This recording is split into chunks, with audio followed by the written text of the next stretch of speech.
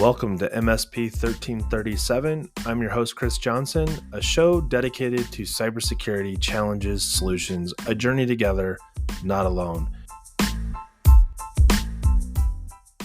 Welcome, everybody, to another episode of MSP 1337. It is almost summertime.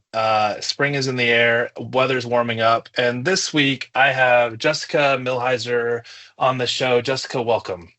Hey, Chris. Nice to see you. Nice to be here. And it's here again. I think this is your second episode. Technically, actually, my third. Third. Oh, that's right. It is the third Yep. episode.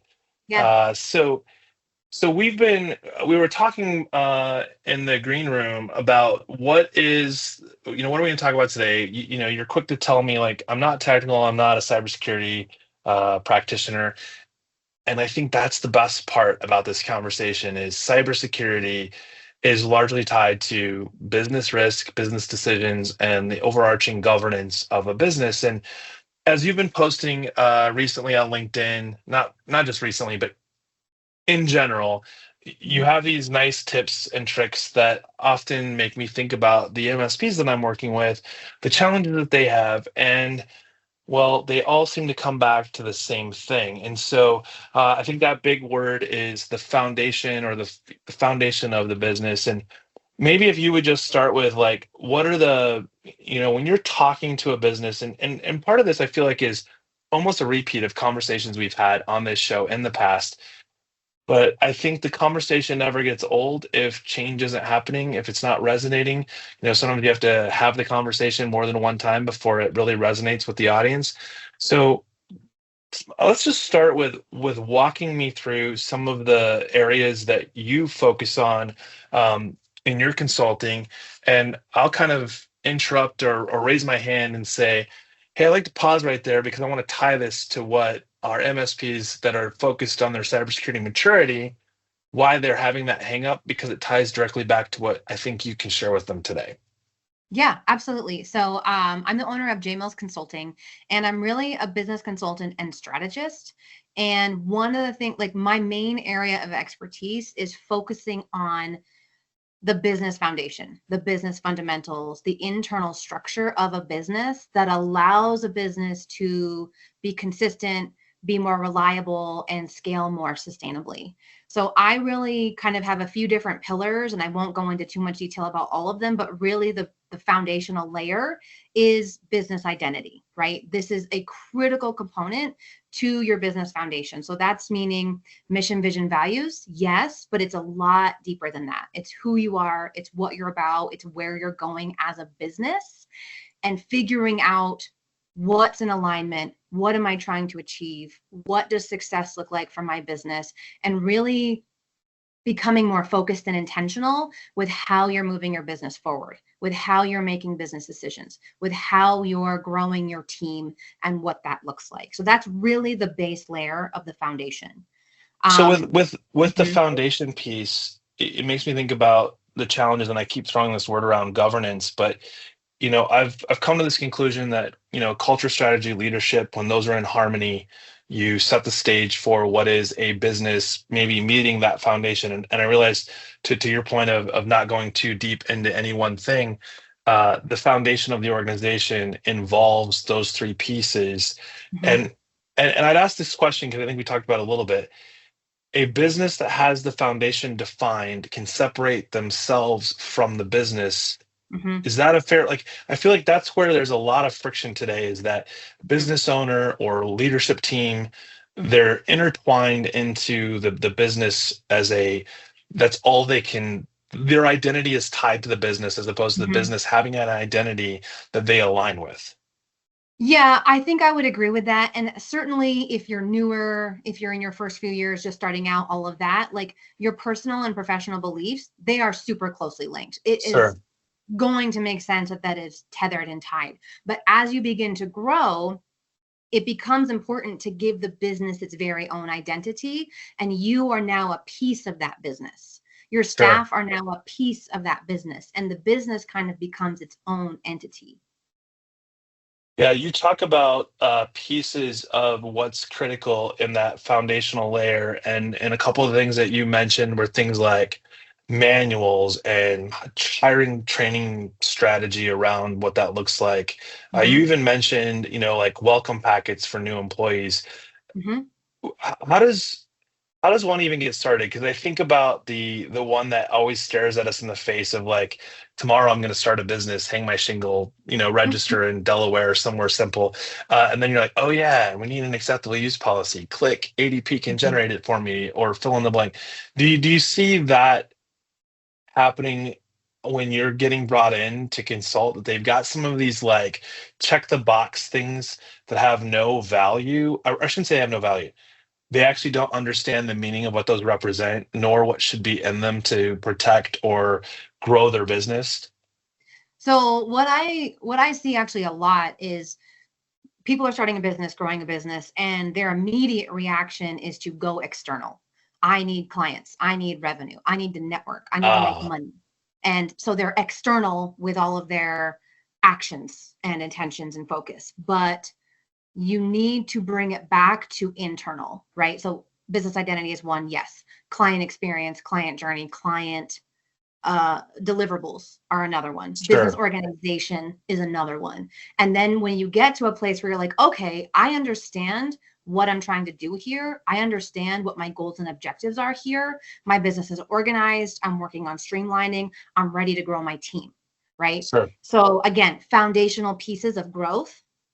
When you get to the place on hiring a team, you need to figure out, well, what is it that I actually need this person to do? And is it one person? Is it multiple people?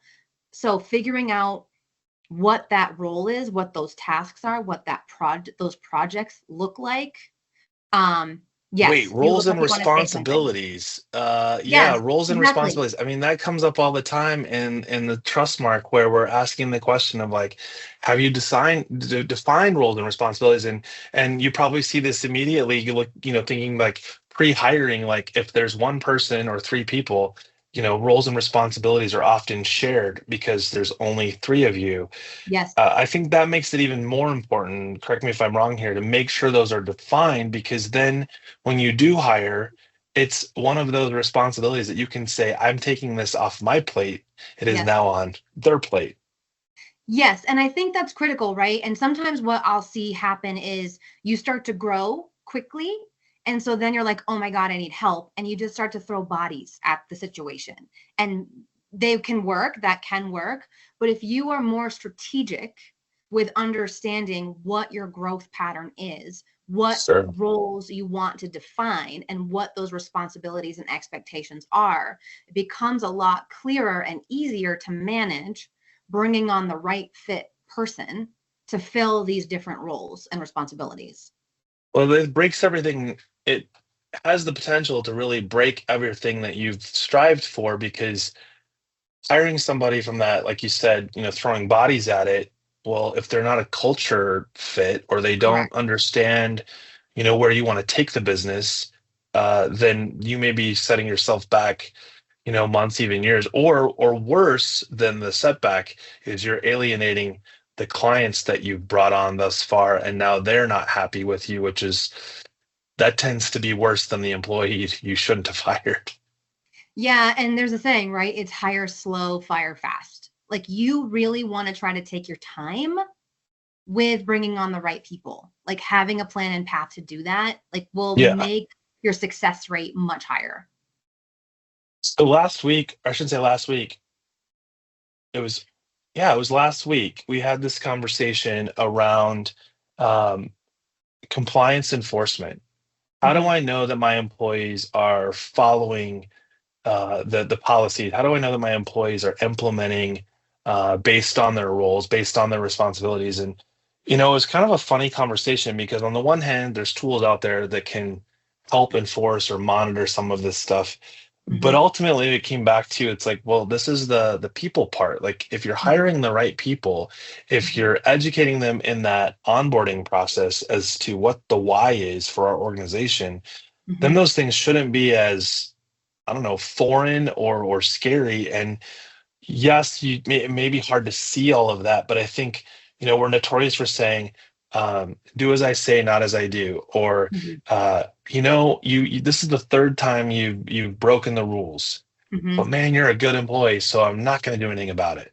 But are they a good employee if they're continuously breaking Right. the rules? Right. Um, and again, I say this as like I am not technically an HR professional, but I Sure. work with it still comes back to operational logistics. It still comes back to internal structure and management. So when you're trying to create a cohesive team, when you're trying to establish policies, processes, procedures, all of those kinds of Yeah. things, again, defining the roles and responsibilities. Okay. Again, figuring out what documentation and resources do I have for any of these functions? What's available? Does the staff know where they are? And then also, do you have an employee handbook or even Yeah. worst case, a contractor welcome packet if you're only working with contractors? Like, what does your team need to know to be Yeah. successful in your business, to be successful at your company? And It's that's where kind you of, can. Mhm. no, go ahead. That's where you would outline, hey, these are our policies. Hey, these are our expectations. Hey, these are specific do's and don'ts as it relates to our business. Yeah. Hey, here is our disciplinary action protocol should it ever be needed, right? It needs to be visible and available and discussed during onboarding so everyone is clear, right? Brene Brown says clear is kind. The clearer you can make information, the more available you can make these resources so everybody is on the same page, the better off the business will be.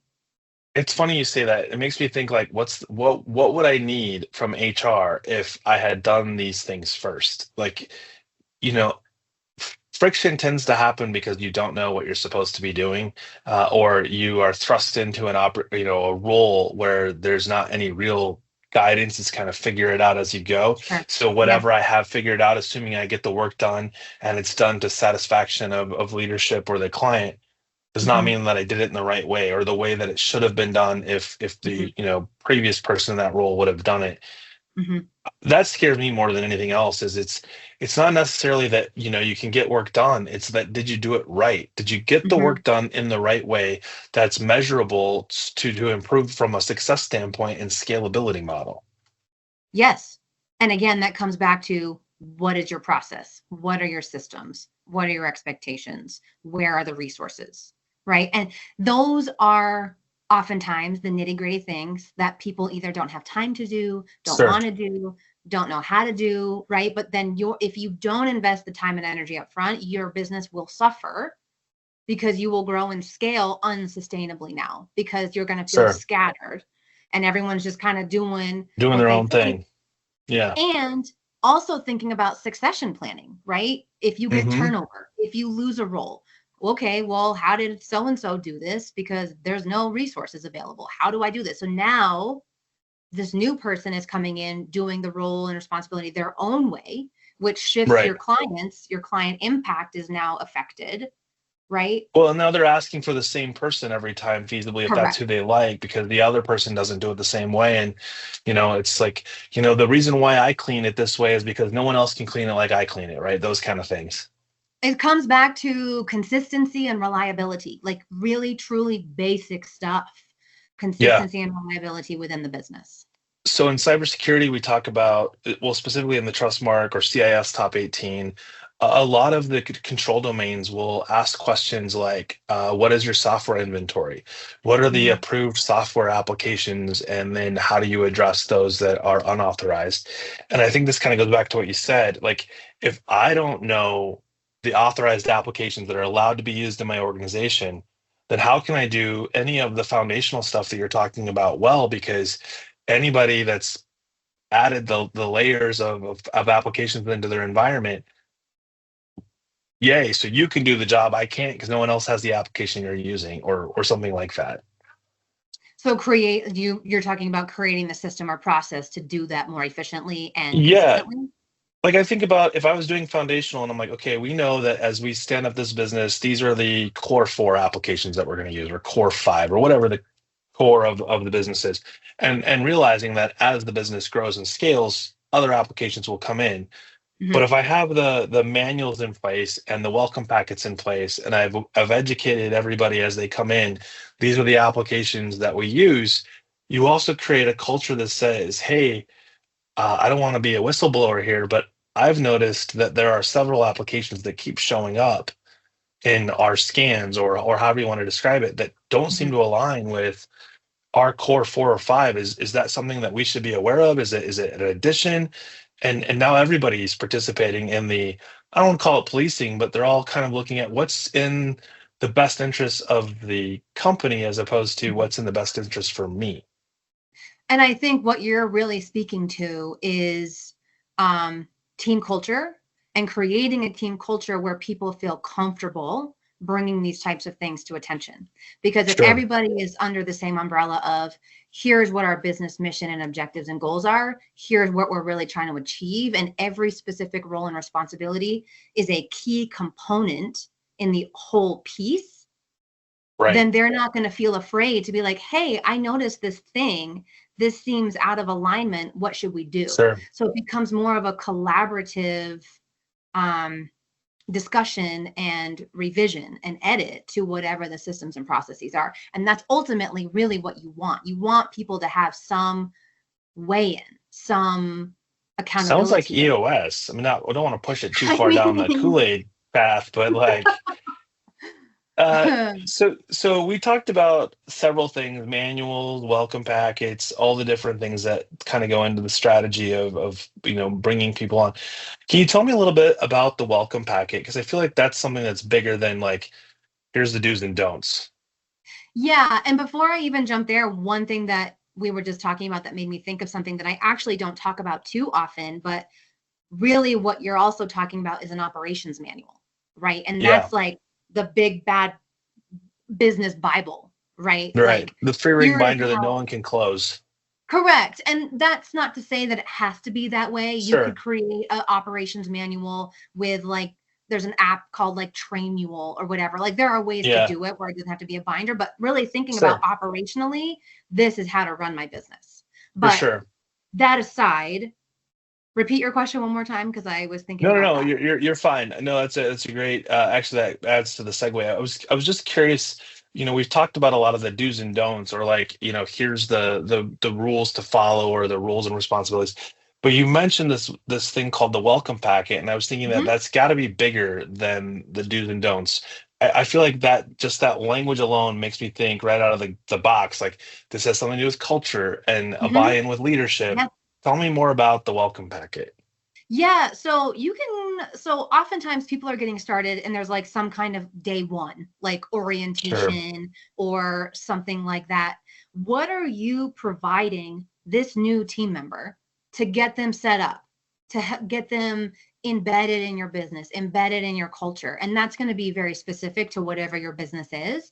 But certainly that would include your employee handbook, right? That's going to be your Yeah. policies and do's and don'ts and expectations. But then beyond that, like, who are you?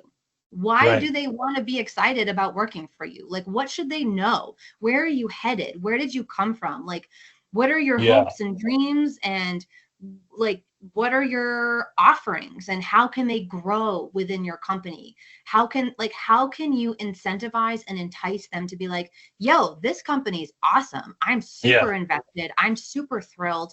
I really want to stay here. I can see a future here. So like Right. what information would make sense to convey? And a lot of that comes back to culture, collaboration, uh, clarity, things kind of like that. Other word of the day. No, I feel like this gets into the avoid the assumptions. Like, I, I Yes. I remember when I was working for the school district, like, we're handing out laptops to teachers. We didn't ask them if they wanted a PC or a Mac. We didn't ask them if they knew how to use fill in the blank application for doing their job. We just assumed. And actually, Mm-hmm. that's probably not even fair. IT probably didn't assume, but like, I remember when Apple removed the power button symbol from the power button, Mm-hmm. like, it just was gone. So the button still existed. But we had so many staff that were like, what do you mean turn it off? We close the lid, it's off. We open the lid, it's Mm-hmm. on. The battery Mm-hmm. dies, it goes completely off. How do I turn it back on? And you're like, well, you push Mm-hmm. the power button. Well, where's the power button? Mm-hmm. Like, you get used to the symbol, that you recognize the symbol, just like we do on a, back in the day, the DVD player, the VCR, or the remote for controlling any of your streaming services. But Mm-hmm. all of those things are assumed. We assume you know how to use it. Correct. You want it again. be clear, have clarity. And then the other thing in terms of a welcome packet, like what can you do to really hone in and engage your team? How can you show value to your team? Maybe you give them like a welcome gift. Maybe that's a tote. Maybe that's a cute little thing. Get to know them on a personal level, because people are more invested in working with you longer term if they like you, if they feel comfortable, feel safe, feel valued. And there are Sure. so many ways that you can just add those little touch points throughout their working years with you, working time with you, right? Which I think it was kind of killed off. We used to see things like, company picnic or company Yeah, baseball team, like we're participating in, some sort of, team intramural building, leagues. Yeah. Team building. team Yeah. building activities, and then I always recommend like have a weekly team huddle on Monday, at some point on Monday. What's everyone's priority for the week? How does this affect the overall business? Who's having obstacles or challenges right now? Sure. Like have a team huddle. Everyone's on the same page. People want to feel tethered and Yep. know that their position is valuable to the whole of the company.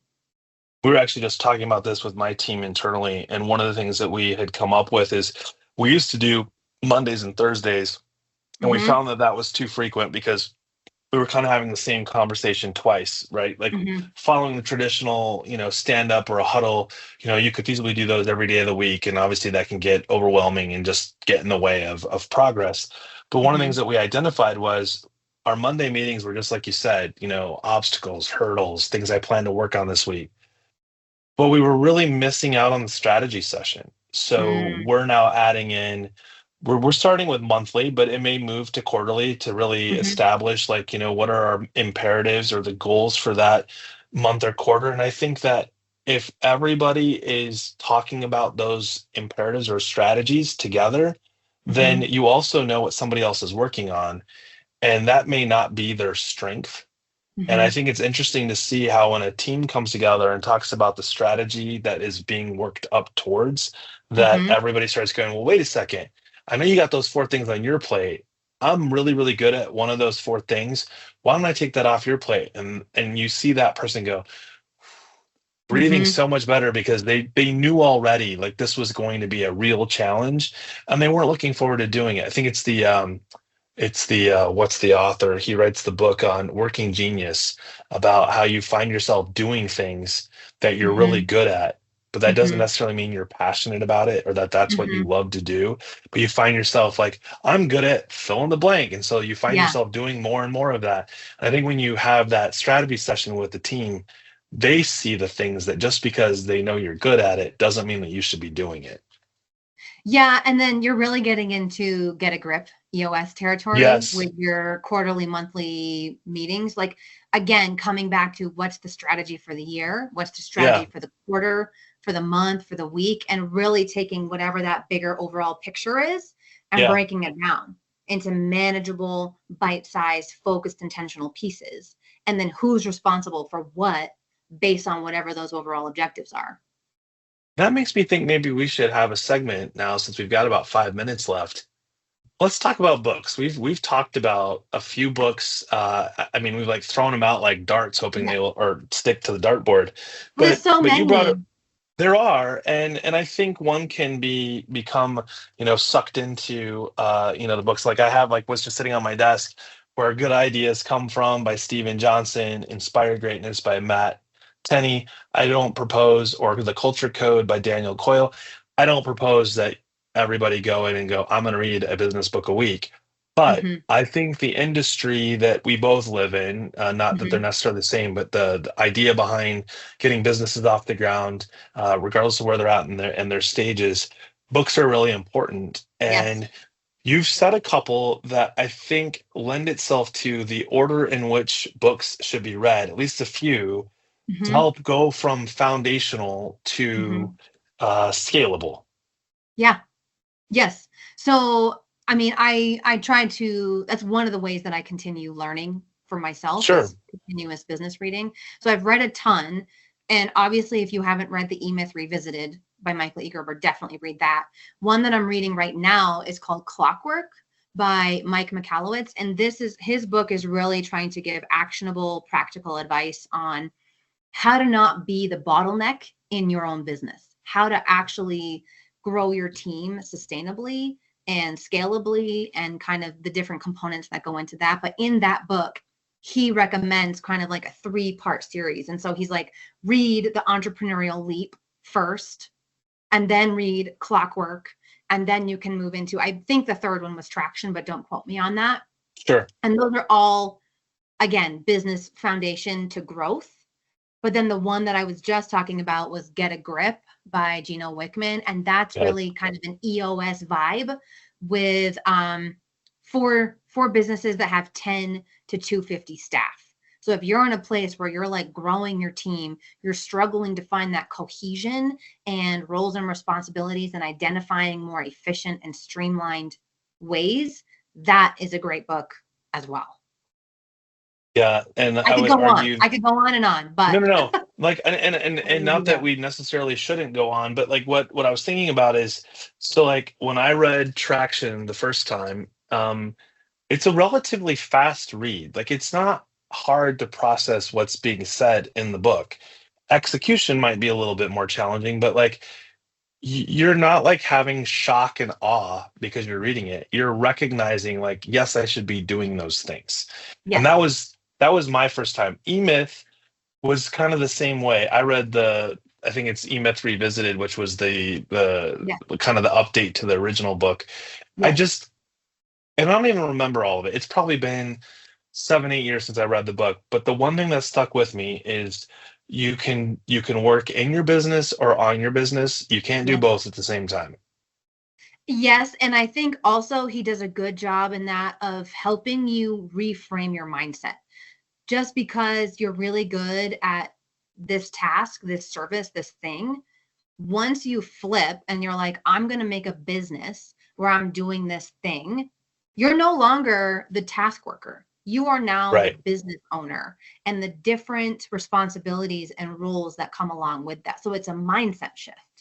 Well, there is more than that, I think, in the managed services space, because those that start an MSP were great at engineering and have decided in many cases, I can do it better than I can here. And so they start a business with that not being their forte, and they're really good at helping their clients until they hit that one extra client in the stack that says, you've hit Mhm. critical mass. Yes. Yes. You're And now full. you're stuck. Yeah. Yeah. And I think when you're approaching business books, right? And there's so many out there, and you're like, well, where do I start? And I think kind of understanding, well, do you want a book that is inspirational, motivational, empowering, right? To kind of get ideas, creativity flowing? Do you want a book that gives you practical, actionable advice that you can start implementing and executing? Because those are two different styles. And so Yeah. understanding like where you are in what you're looking for can help with that. The Inspire Greatness by Matt Tenney, I like it because at the end of each chapter it gives you an action item. And Nice. the Yes. action item is pretty consistently the same thing. It says, go find your job description, and at the top of it, to inspire others or Mm, to enable others. I can't remember the exact mhm. phrase.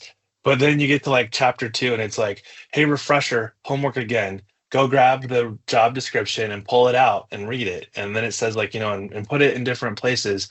And the idea is if you embody that inspiring greatness, you're essentially doing what we've been talking about this whole time, and that is surrounding yourself with those that can execute and do these things better than you can, Mhm, because you've enabled them by all of the things we've talked about thus far on making sure you have the foundation, making sure you can scale those pieces.